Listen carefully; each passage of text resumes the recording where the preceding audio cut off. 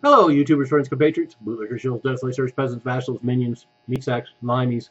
I'm a useful idiot. Welcome. And let's go to the UK today, kind of like Barack Obama.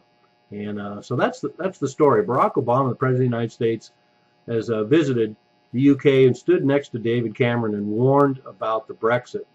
And first of all, I have a problem with this because it just seems unsavory for a United States president to be going over and getting involved in this global fear campaign against the UK leaving the Eurozone.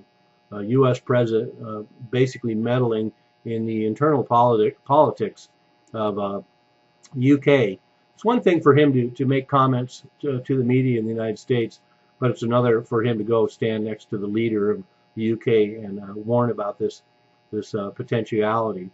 But anyway, it's kind of interesting too that he would echo the words of the German finance minister who said that that Germany would not be so quick to necessarily set up new trade agreements with the UK should they exit the eurozone. And I find that very unlikely, considering what a huge what huge trading partners the Germany and the UK are, and a lot of that goes for the UK as well.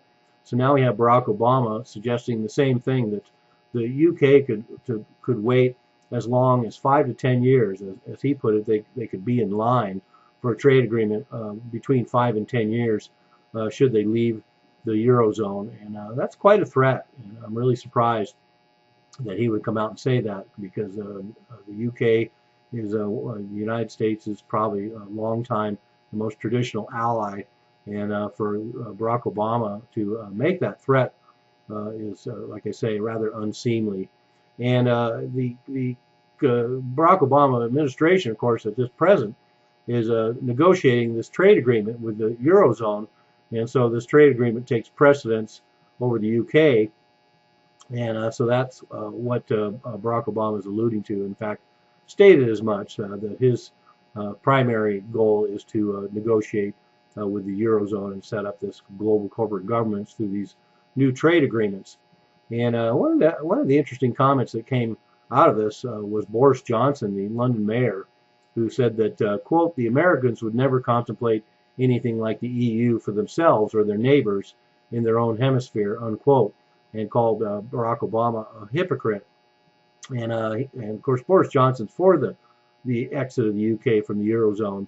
And that's an interesting comment, because on the surface, I would totally agree that the Americans would never contemplate relinquishing their sovereignty the way the European countries have in being part of the Eurozone. But ironically, of course, many of my viewers know there is a plan for a North American Union. Um, Not sure how serious they are about it, but the idea of joining Canada, the United States, and Mexico into a North American Union with a united currency, the Amero. So perhaps Boris Johnson may or may not be off on that comment somewhat. But one of the other things that's discouraging about this new article is they're talking about the vote. It's likely to be 20 to 30% for a Brexit and 70 to 80% who are against. And that doesn't seem to reflect what I'd been hearing about the Brexit in all these months leading up to it. But maybe this global fear campaign that Barack Obama has joined is having its effect. Of course, one can't rule out the idea that these polls are published with the idea of discouraging people from voting for what looks like a losing proposition. But I also did a video about the Brexit before, and I suggested that this global fear campaign will work, and people will not vote for it because they fear. Most people say they want change, but they fear change more than they want to embrace it. So, and then I wanted to add that the bond guru Jeffrey Gundlach actually echoed my unfortunate sentiments about a Brexit. He said, quote, it's not going to happen.